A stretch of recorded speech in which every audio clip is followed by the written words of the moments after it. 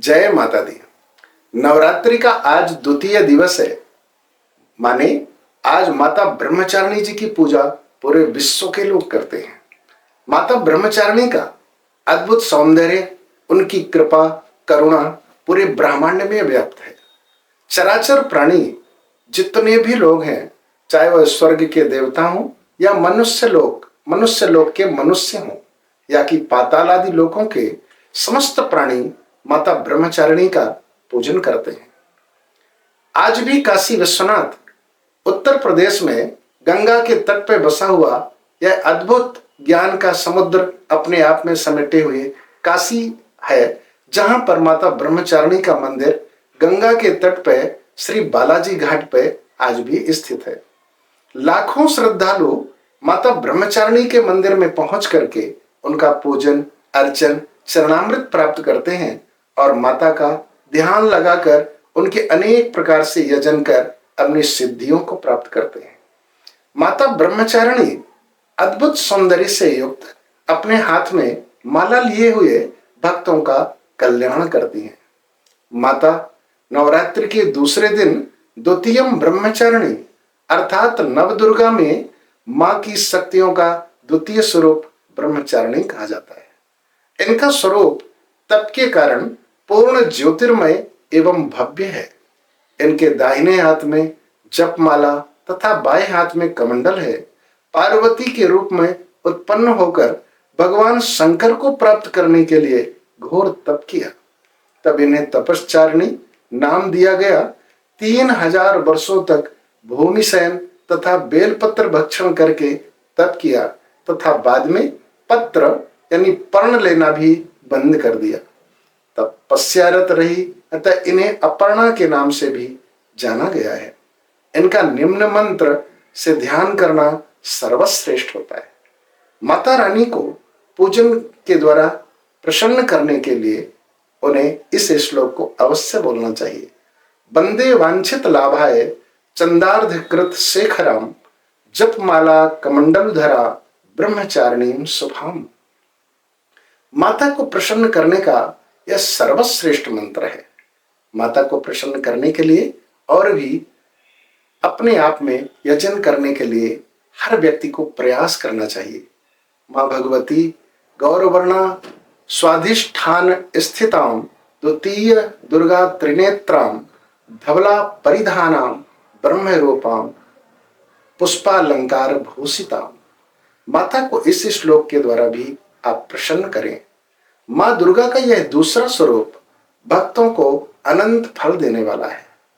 उपासक में तप, तेज, वैराग्य, संयम और सदाचार की वृद्धि होती है।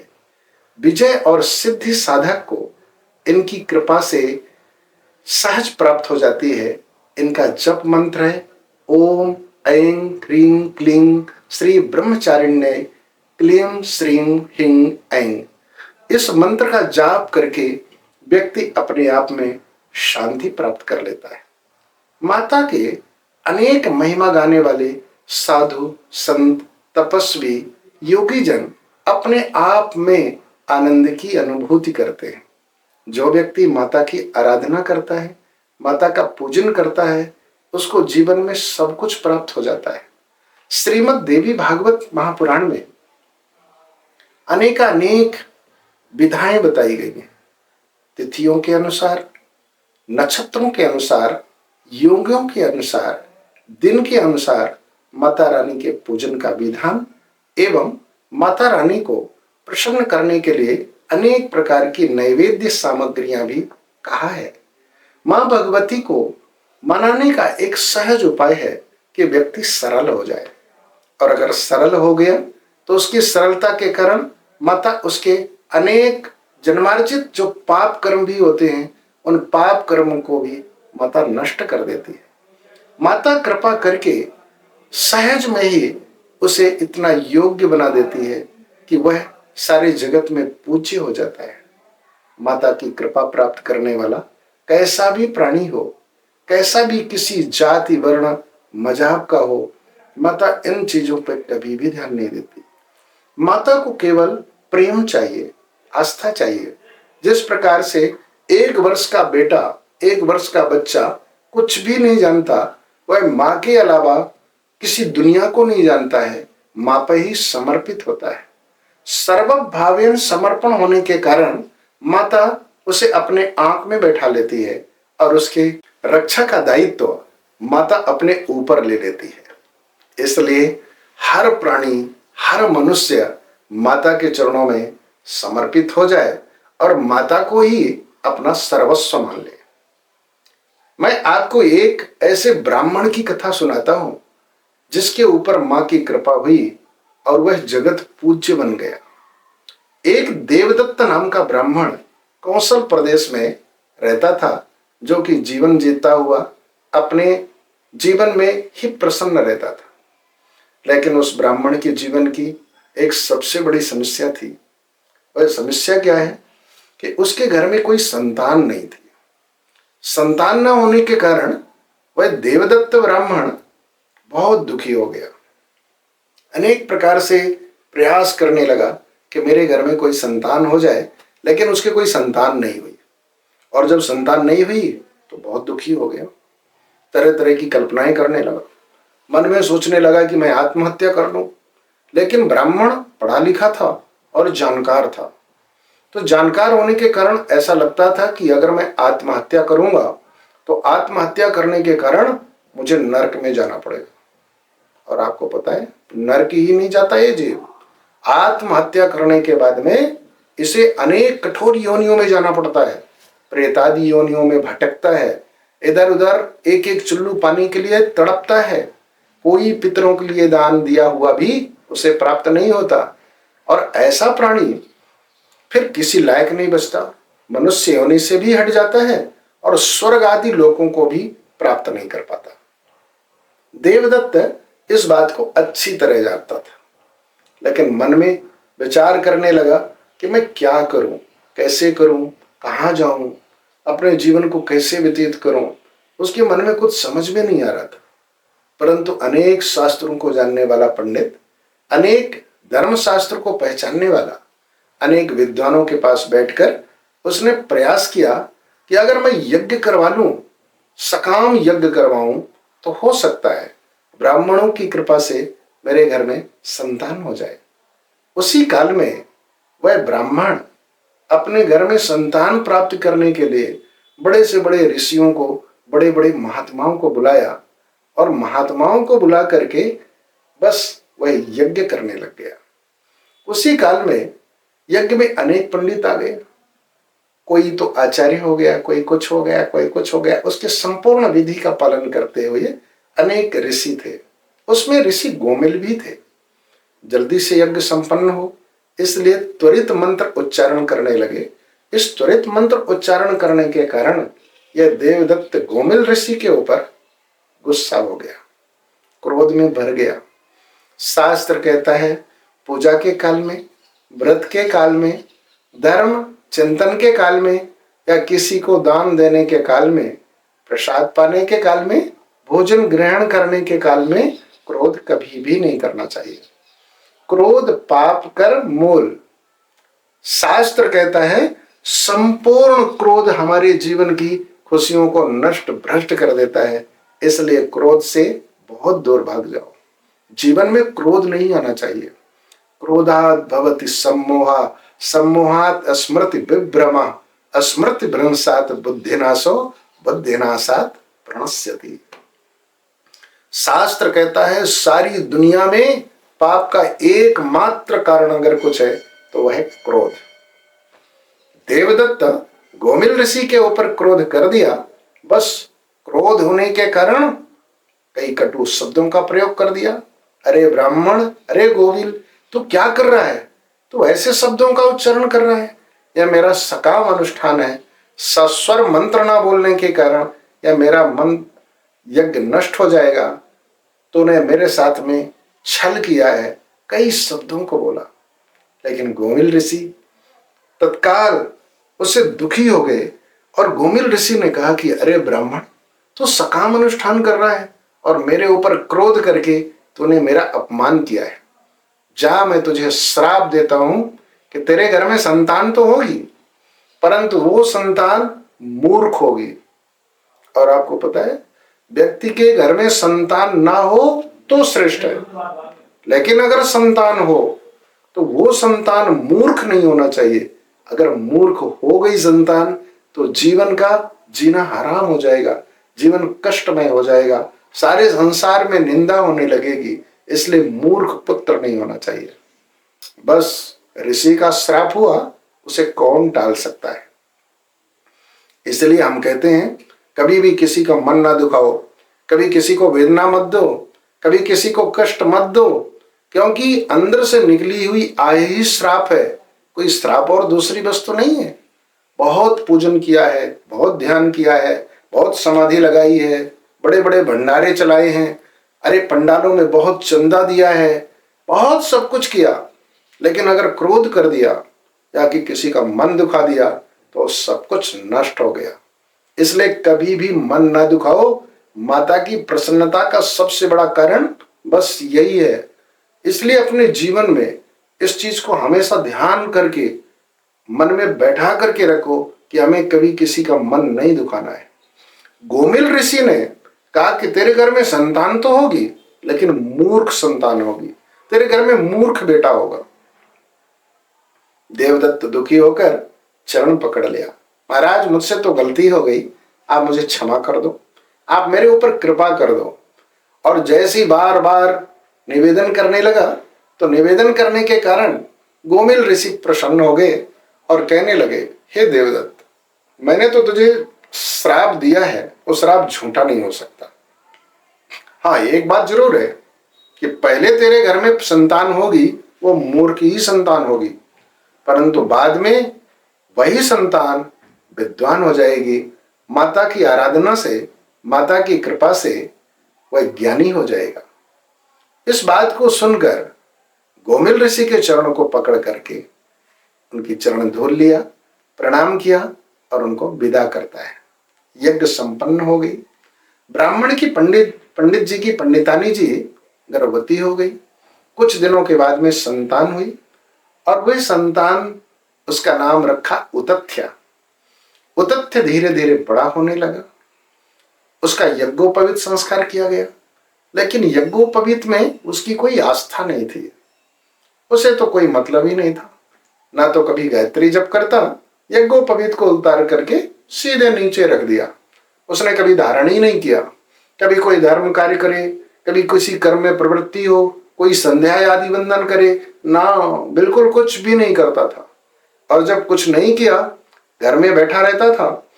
इस बात को सुनकर के पंडित जी देवदत्त जी महाराज बड़े दुखी हो गए, बड़ी वेदना में हो गए कि इससे अच्छा तो मेरा जीवन ही व्यर्थ है। अरे मूर्ख पुत्राद पुत्रत्व ब्रह्म वेद विदो विदु तथापि ब्राह्मणो मूर्खा सर्वेशाम निंदे एवि। मन में सोचने लगा कि इससे अच्छा तो मेरे घर में बेटा ही ना होता। ए विधाता, धिक्कार है मेरे जीवन को, मैं कहां चला जाऊं। इतना मूर्ख पुत्र उत्पन्न हुआ कि बड़े लोगों को सताने लगा। कभी ना तो तिलक लगाता, ना तो कभी कंठी धारण करता, ना तो कभी यज्ञोपवीत धारण करता, कभी भी कुछ नहीं करता, बस खा लेता और सोता रहता। ब्राह्मण बन जाना सर्वश्रेष्ठ नहीं है, ब्राह्मण के साथ में कर्म करना भी श्रेष्ठ है। तब ब्राह्मण का ब्राह्मणत्व प्राप्त होता है। ब्राह्मण का मतलब जो ब्रह्म को जानता है, ब्राह्मण का मतलब जो कर्मनिष्ठ है, ब्राह्मण का मतलब जो त्रिकाल संध्या करता है, ब्राह्मण का मतलब जो ब्रह्म विद्या का उपासक है, ब्राह्मण का मतलब जो ब्रह्म के बारे में उपदेशक है, ब्राह्मण का मतलब जो ब्रह्म तत्व को जानता है, ब्राह्मण का मतलब अपने आप में जो धर्मनिष्ठ है। ऐसा नहीं कि ब्राह्मण जाति में पैदा हो गया और कर्म करने की कोई आवश्यकता नहीं, नहीं, ब्राह्मण कर्म तो करना ही पड़ेगा। ऐसा उतथ्य अपने घर पे रहता, बस भोजन पा लेता, सो जाता, इसको उसको गाली बकता। धीरे धीरे चारों तरफ निंदा होने लगी। ब्राह्मणों मूर्खा सर्वेशाम निंदे एवि। ब्राह्मण की निंदा हुई, चारों तरफ तो देवदत्त दुखी हो गए, बहुत दुखी हो गए। उतथ्य की सर्व निंदा होने लगी, देवदत्त अत्यंत दुखी रहने लगे। उसी काल में उतथ्य माता पिता संबंधियों से अच्छा व्यवहार नहीं मिला और किसी ने भी उसे संतोष करने के लिए, संतुष्टि प्रदान करने के लिए कोई प्रयास भी नहीं किया। ऐसी परिस्थिति में वह उतथ्य अपने माता पिता को दुखी देख करके, किसी से प्रेम ना पाने के कारण वह तत्काल वहीं से दुखी होकर के वन में चला गया। और आपको पता है, वन में जाकर के वहीं पे वह तमसा नदी के तट पे एक कुटिया बना करके बस वन में कंदमूलों का आहार करके रहने लगा। अनपढ़ होने के कारण धर्म ग्रंथों का अध्ययन नहीं कर सका, ज्ञान न होने के कारण चिंतन न कर सका। ऐसे ही जीवन बस व्यतीत होने लगा। मन में भाव तो आता कि मेरा जीवन व्यर्थ है, लेकिन करता भी क्या। मैं उसी तरह हूं जैसे कोई रूपवती गुणवती हो स्त्री, कोई महिला बहुत सुंदर है, बहुत रूपवती है, परंतु वंध्य है, उसकी तो कोई संतान नहीं है, तो उसके सौंदर्य का कोई महत्व नहीं। जैसे वृक्ष बहुत बड़ा हो परंतु फलदार ना हो, गाय बहुत सुंदर हो, स्वस्थ हो, पर दूध ना देती हो, ऐसे ही विचारों से पश्चाताप किया करता था। वो तथ्य लंबे समय तक वहां रहने के कारण, चिंतन करने के कारण, लोग, गांव के लोग उस क्षेत्र में जो भी आते तो उसे सत्यव्रत के नाम से कहने लगे। बस जब सत्यव्रत इसका नाम हो गया तो गांव के लोग सत्यव्रत सत्यव्रत कहते। अब सत्यव्रत नाम का यह प्रभाव हुआ कि उसने सत्य बोलने का संकल्प ले लिया। उसने सोचा कि आज के बाद में तो मैं सत्य ही भाषण करूंगा, क्योंकि गांव के लोगों की आस्था है, गांव के लोग मुझे सत्यव्रत कहते हैं, इसलिए मैं आज से सत्य बोलूंगा। और आपको पता है, सत्य आचरण का अपना प्रभाव होता है। सत्य की शरण में जाने से मोक्ष की प्राप्ति हो जाती है। इस संसार में सत्यव्रत की कीर्ति फैलने लग गई। चारों तरफ लोग सत्यव्रत की शरण में आने लगे। इतना बड़ा प्रभाव हुआ, सत्यव्रत को ज्ञान हो गया, अतः वह अपने आप में चिंतन करने लगा। अचानक एक दिन की बात है, एक व्याध, एक बधिक जो पशुओं को का शिकार करता था, पशुओं को मारता था, ऐसा बधिक शिकार खेलने के लिए एक सुअर का पीछा करता हुआ भागता चला आया। अब जैसे भागता आया तो आगे भागता हुआ सुअर, पीछे से वो बधिक। सुअर सत्यव्रत के सामने से ही निकला और झाड़ी में घुस गया।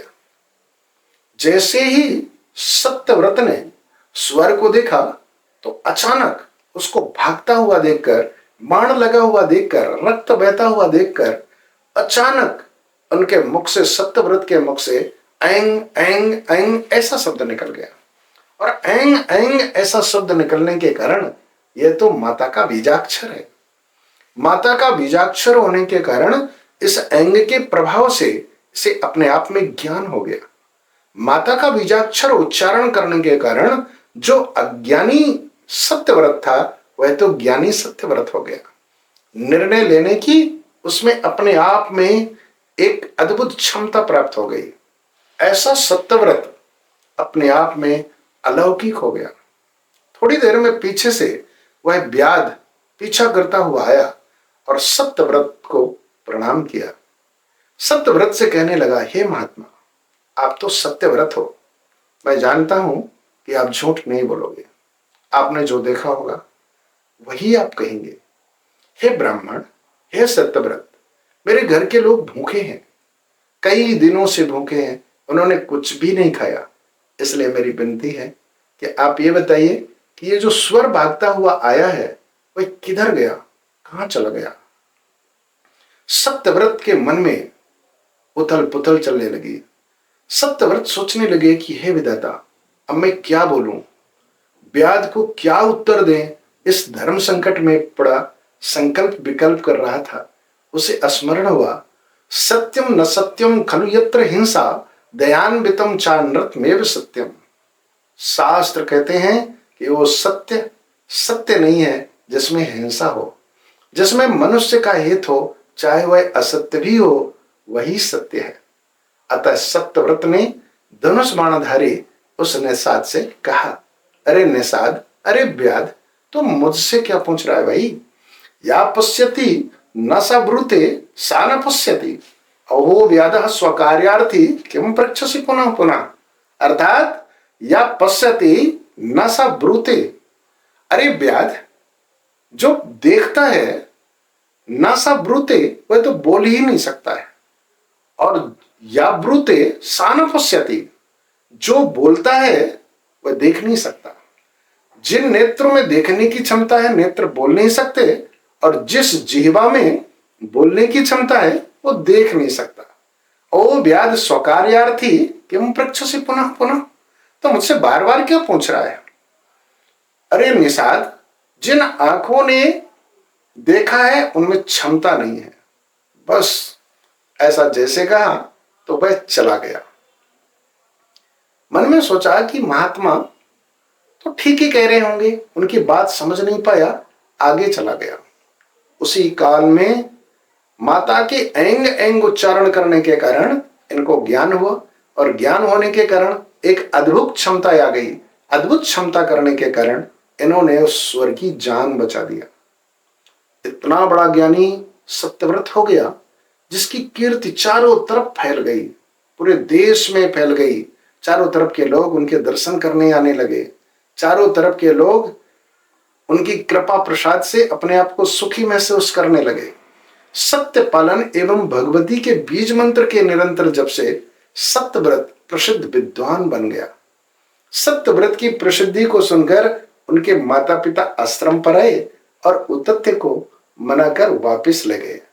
इसलिए इस संसार में समस्त दुविधाओं को छोड़ करके, समस्त वस्तुओं को छोड़ करके ओम ऐं ह्रीं क्लीं चामुंडाय बिच्चे, चामुंडायै बिच्चे ऐसा कह करके अगर उच्चारण करेंगे तो निश्चित है कल्याण होगा। माता भगवती की उपासना तो हर प्राणी करते हैं, ब्रह्मा विष्णु और शंकर करते हैं। मणिद्वीप की रहने वाली, जहां पर इनका ऐश्वर्य, अनेक देवियां, अनेक उमा रमा ब्राह्मणी जिनके चरणों की आराधना करती हैं, पूजन करती हैं, वहां पर बड़े बड़े सिद्ध योगी जिनके ऊपर माता की कृपा होती है वही वहां पहुंच पाता है। मैं आपसे प्रथम दिन आग्रह किया था कि माता के उपासना तो स्वयं भगवान श्री राम ने किया है। नवरात्रि के व्रत में 9वें दिन के में माता के आशीर्वाद से ही भगवान श्री राम ने रावण का वध किया था। भगवान श्री कृष्ण ने इनकी उपासना किया है। भगवान नारायण में पालन करने की जो क्षमता है वह क्षमता मात्र माता की कृपा से ही है, माता के आशीर्वाद से, उनकी आज्ञा से ही है। श्रीमद् देवी भागवत में स्पष्ट शब्दों में लिखा हुआ है। ब्रह्मा जी को पालन करने की क्षमता नहीं दिया, नारायण को दिया। ब्रह्मा को सृष्टि के विस्तार का दायित्व दिया, भगवान शिव को संहार करने का दायित्व दिया। इसका तात्पर्य है कि माता की इच्छा के बिना एक पत्ता भी नहीं हिलता है। जो बड़भागी अपने घरों में माता का मंदिर स्थापित करते हैं, माता का नित्य प्रति दर्शन करते हैं, एवं लाल गुड़हल के पुष्प एवं गुलाब के पुष्प, लाल पुष्प की रक्त चंदन की माला माता को समर्पित करते हैं और उनके चरणों का पूजन करते हैं, उनसे बड़ा सौभाग्यशाली पूरी दुनिया में कोई नहीं है। कोई भी व्यक्ति अगर माता का अपराधी बन जाता है या कि माता के भक्त को सताने का प्रयास करता है, उसे नरक में अनेक प्रकार की यातनाएं भोगनी पड़ती है, वह नरक जाता ही है। इसलिए प्राणी को हमेशा यह प्रयास करना चाहिए कि कभी भी माता के किसी भक्त का मन दुखाना नहीं चाहिए। जब हम किसी माँ के भक्त के दिल को दुखाना चाहते हैं या मंदिर परिसर में माता की जहां ध्वजा की छाया भी पड़ती है वहां तक भी हम अगर अपराध करते हैं तो वह अपराध हमारा वज्र लेपो भविष्यति, वह वज्र लेप जैसे हो जाता है और उस अपराध की क्षमा कभी भी नहीं मिलती है। ये वो आदिशक्ति भुवनेश्वरी है जो स्वयं विद्या स्वरूपिणी है, स्वयं धर्म स्वरूपिणी है, जिनकी कृपा कटाक्ष से सारी देवता प्रसन्न होते हैं। चाहे वह मधुकैटभ हो, चाहे महिषासुर हो, चाहे रक्त बीज हो, अनेक दैत्यों का संहार करने के लिए माता अनेक रूपों से अवतरित होती है। नवरात्रि के नव रूपों में माता ही विद्यमान है, चाहे वह शैलपुत्री के रूप में हो या कि द्वितीय ब्रह्मचारिणी के स्वरूप में हो। माता का पूजन अर्चन, उनकी कृपा कटाक्ष प्राप्त करने के लिए व्यक्ति को हमेशा प्रयासरत रहना चाहिए। इस कलिकाल में तो माता स्वयं महारानी है, यहाँ की राजा है। कलयुग का राज्य, इससे रक्षा। अगर इस राज्य में हमें प्रसन्नता चाहिए, इस राज्य में हमें खुशी चाहिए, तो माता की आराधना अवश्य करें। माता की आराधना करने वाला प्राणी वो सारी वस्तुएं प्राप्त कर लेता है जो दूसरे धर्म ग्रंथों के द्वारा, दूसरी पूजाओं के द्वारा, दूसरी विधाओं के द्वारा नहीं होता। इसीलिए आप आज जहां भी जाएं, जिस शहर में जाएं, जिस गांव में जाएं, जिस स्थल में जाएं, वहां पे माता का मंदिर आपको अवश्य मिलेगा। माता के मंदिर में अगर कोई दूर से भी देख करके अगर अपने मस्तक को झुका लिया, तो उसकी अगर किसी तरह की बाधाएं होती है तो वह बाधा तो अपने आप नष्ट हो जाती है, समाप्त हो जाती है। इसलिए प्रेम से इस नवरात्रि के काल में चलते फिरते उठते बैठते जय माता दी अवश्य बोलें। कन्याओं का भोजन करें, कन्याओं का पूजन करें और पूजन करने के बाद उन कन्याओं से आशीर्वाद स्वरूप उनके जूठे प्रसाद को अवश्य पाएं, क्योंकि देवी रूप स्वरूपा, भगवती स्वरूपा यह कन्याएं, उनमें माता का अंश आ जाता है। उनका पूजन करने से, उनके चरणों का चरणामृत लेने से, उनका जूठा प्रसाद खाने से हमारी भक्ति पे माता प्रसन्न हो जाती है। माता ब्रह्मचारिणी का जो ध्यान करता है, जो इनके स्वरूप को अपने घर पर स्थित करता है, उसके जीवन में कभी भी अशांति नहीं होती है। उसके परिवार के लोग कभी रोगी नहीं होते हैं, उसके परिवार में कभी अकाल मृत्यु नहीं होती है। इसलिए माता ब्रह्मचारिणी का पूजन अवश्य करना चाहिए। अगर आप बनारस जाते हैं, काशी जाते हैं, तो गंगा के तट पर बालाजी घाट में माता ब्रह्मचारिणी जी का मंदिर है, वहां पर दर्शन करने अवश्य जाएं। लाखों भक्त वहां दर्शन करते हैं और गंगा में स्नान करने के बाद में गंगा जल समर्पित करते हैं। माता की कृपा से दुनिया की बड़ी से बड़ी परेशानियां भी एक क्षण में नष्ट हो जाती हैं। जिनके गुणानुवाद को हमेशा नारद जी गान करते हैं, जिनके गुणानुवाद को बड़े बड़े भक्त गान करते हैं।